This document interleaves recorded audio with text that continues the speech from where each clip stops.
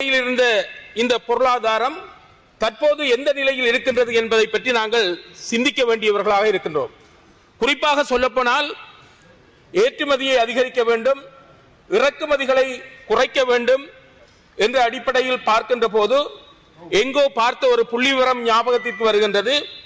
ஜப்பானின் உற்பத்தி திறன் என்பது 60% காணப்படுவதாகவும் இலங்கையின் உற்பத்தி திறன் என்பது 1.6% காணப்படுவதாகவும் நான் எப்போதோ படித்த ஒரு புள்ளிவிவரம் கூறுகின்றது.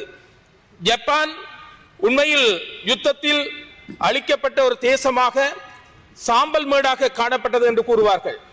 அந்த ஜப்பான் இன்று எங்கோ சென்று விட்டது. ஆனால் நாங்கள் எங்கு இருக்கின்றோம்? பிரித்தானியர் சுதந்திரம் அளிக்கின்ற போது நாங்கள் பொருளாதார நிலையில் 3வது இடத்தில் இருந்திருக்கின்றோம். இப்போது இறங்கி சென்றிருக்கின்றோம் என்றால் 77 ஆண்டுகளாக இந்த நாட்டை ஆட்சி செய்த வலதுசாரிகள் இதற்குரிய பதிலை சொல்ல வேண்டும். தற்போதைய நிலையில் இடதுசாரி ஆட்சி நடைபெறுகின்றது. இவர்கள் இந்த வீழ்ச்சியடைந்த பொருளாதாரத்தை கட்டியெழுப்பக்கூடிய விதத்தில் தங்களுடைய செயல்பாடுகளை முன்னெடுப்பதாக தெரிகிறது. கிளீன் ஸ்ரீலங்கா என்கின்ற ஒரு கட்டமைப்பு உருவாக்கப்பட்டிருக்கின்றது. நல்ல விடயம். இந்த நாடு சுத்தப்படுத்தப்பட வேண்டும் என்பதில் நாங்கள் மாற்று கருத்து கொண்டவர்களாக இல்லை. ஆனால் அண்மையில் நடந்த ஒரு சம்பவத்தை சுட்டிக்காட்ட வேண்டும். மட்டக்களப்புக்கும் அம்பாறைக்கும் இடைப்பட்ட பிரதேசத்தில் காணப்படுகின்ற போலீஸ் ஸ்டேஷன் நீலாவணை, பெரிய நீலாவணை போலீஸ் ஸ்டேஷனில் முறைப்பாடு வழங்குவதற்காக சென்ற ஒரு பெண் அங்கே அந்த போலீஸ் அந்த அறைகளுக்குள் பூட்டப்பட்டு ஒரு பெண் என்றும் பார்க்காமல் படுமோசமாக தாக்கப்பட்டிருக்கின்றார். அவருடைய உடலில் எல்லா பகுதிகளிலும் அந்த தாக்கம் நடைபெற்றிருக்கின்றது என்று சொன்னால் நாங்கள் கிளீன் ஸ்ரீலங்காவை பற்றி பேசுகின்றோம். எங்கோ அதனை அசுத்தப்படுத்தக்கூடிய வேலைகள் நடைபெற்றுக் கொண்டிருக்கின்றன. பெண்ணுக்கு ஒரு மரியாதை கொடுக்கின்ற தேசமாக நமது நாட்டை பார்க்கின்றோம். ஆனால் அந்த பெண் முறைப்பாடு கொடுப்பதற்காக தெருவில் செல்லுகின்ற போது அந்த பெண்ணை ஒருவர் சேட்டையாக சைகை மூலமாக துன்புறுத்தியதன் காரணமாக போலீசாரிடம் முறைப்பாடு செல்வதற்காக சென்ற போது அந்த பெண் படுமோசமாக தாக்கப்பட்டிருக்கின்றார். இதனால் அந்த பெண் இப்போது வைத்தியசாலையில் வைக்கப்பட்டிருக்கின்றார். ஆகவே இந்த விடயம் சம்பந்தமாக பெரிய நீலாவணை போலீஸ் நிலையத்தில் நடைபெற்ற விடயம் சம்பந்தமாக இந்த கிளீன் ஸ்ரீலங்கா பற்றி நாங்கள் பேசுகின்ற போது அந்த போலீசாருக்கு உரிய நடவடிக்கைகளை இந்த ஆட்சியாளர்கள் மூலமாக ஏற்படுத்தப்படும் என்று நான் நம்புகின்றேன்.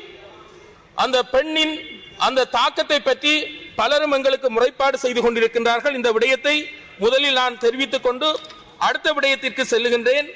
குறிப்பாக கள நுழம்பு ஒழிப்பு உதவியாளர் என்கின்ற நியமனம் 2017 ஆண்டு கொடுக்கப்பட்டது.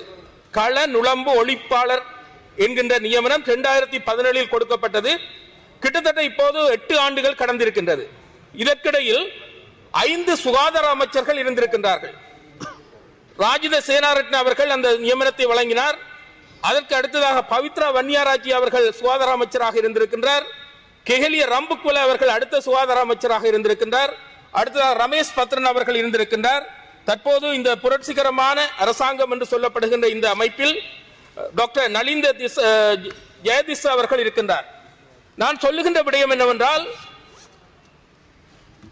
இந்த நுழம்புகளை ஒழித்து சுகாதாரத்தை செய்ய வேண்டும் என்ற அடிப்படையில் மேற்கொள்ளப்பட்ட இந்த நியமனத்திற்குரியவர்கள் இப்போதும் 22,000 சம்பளத்துடன் அரைகுறை சம்பளத்துடன் அவர்கள் இருக்கின்றார்கள். 8 ஆண்டுகள் கடந்த நிலையிலும் அவர்களுடைய நியமனம் நிரந்தரமாக்கப்படவில்லை. இது பற்றி அவர்கள் மிகவும் வேதனையோடு அப்போதைய ஜனாதிபதி கோத்தபாய ராஜபக்ச அவர்களோடு பேசிய போது அவர் கொடுத்த உத்தரவாதம் 1 லட்சம் தொழில் வாய்ப்புகளை வழங்குகின்ற போது அந்த தொழில் வாய்ப்பில் இவர்களையும் சேர்த்துக் கொள்வதாக கூறியிருந்தார். அது நடைபெறவில்லை.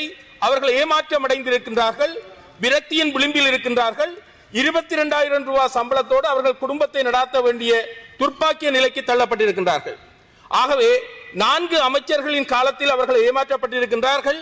இப்போது டாக்டர் நலிந்த ஜெயதிஸ் அவர்கள் சுகாதார அமைச்சராக இருக்கின்ற போது இந்த பிரச்சனை தீர்க்கப்பட வேண்டும் என்று நான் இந்த அவையில் கேட்டுக்கொள்கின்றேன். அவர்கள் பெரும் எதிர்பார்ப்போடு இருக்கின்றார்கள். கடந்த காலத்திலும் ஜனாதிபதி அவர்கள் தேர்தலில் ஈடுபட்ட போது கௌரவ அனுரகுமார திசாநாயக்க அவர்களிடமும் இந்த கோரிக்கையை சொன்னபோது அவர் அதனை நிறைவேற்றி தருவதாக கூறியதாகவும் எனக்கு தகவல் தந்திருக்கின்றார்கள். நீங்கள் வந்த காலம் குறுங்காலமாக இருக்கின்றது என்பதை தெரியும். இதனை கவனத்தில் கொள்ளுமாறு கேட்டுக் கொள்கின்றேன். அடுத்ததாக இதே போன்றுதான் கௌரவ உறுப்பினர் அவர்களே 2 நிமிடம் காணப்படுகின்றன. கூட தற்காலிக ஊழியர்கள் நியமிக்கப்பட்டு 8 ஆண்டுகள் செல்லுகின்றன. அவர்களுக்கு கூட நிரந்தர நியமனங்கள் வழங்கப்படாத ஒரு சூழ்நிலை காணப்படுகின்றது. இந்த விடயத்தையும் தாங்கள் கவனத்தில் கொள்ள வேண்டும் என்ற விடயத்தை சொல்லிக்கொண்டு அடுத்ததாக இன்னும் ஒரு விடயம், அண்மையில் பாராமெடிக்கல் சர்வீஸ் என்று சொல்லப்படுகின்ற இந்த சுகாதார சேவைக்கான நியமனத்திற்கான நேர்முக பரீட்சைகள் நடைபெற்றிருக்கின்றன. நான் நினைக்கின்றேன் எம்எல்டி, பிசியோதெரபி, பார்மசிஸ்ட் போன்ற நியமனங்களுக்கான அந்த நேர்முக பரீட்சை நடாத்தப்பட்டிருக்கின்றன. நியமனத்திற்காக அவர்கள் காத்துக் கொண்டிருக்கின்றார்கள். எமது மட்டக்களப்பு போன்ற வைத்தியசாலைகளில் இந்த சேவைக்கான பற்றாக்குறை அதிகமாக இருக்கின்றது என்பதை கூறி வைக்க விரும்புகின்றேன். இன்னும் ஒரு விடயம் சொல்லியாக வேண்டும். அதாவது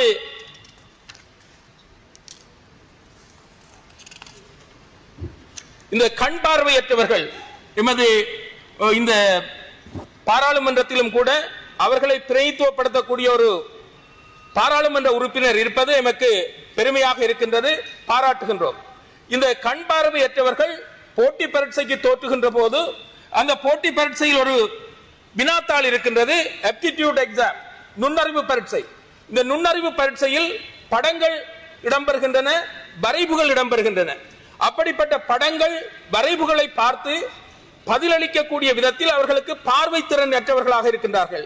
நான் அப்போது இந்த எங்களுடைய பாராளுமன்ற உறுப்பினரை நான் உணவுச்சாலையில் கண்டபோது இந்த விடயத்தை அவரிடமும் குறிப்பிட்டிருந்தேன். நல்ல ஒரு விடயம். அப்படிப்பட்ட ஒரு பாராளுமன்ற உறுப்பினர் இருப்பது என்பது ஒத்து உணர்தல், எம்பதி என்று சொல்வார்கள். ஒத்து உணர்ந்து அதனை செய்யக்கூடிய ஒரு நிலையில் அப்படி ஒரு பாராளுமன்ற உறுப்பினர் நீங்கள் தேசிய பட்டியல் மூலமாக கொண்டு வந்திருக்கிறீர்கள்.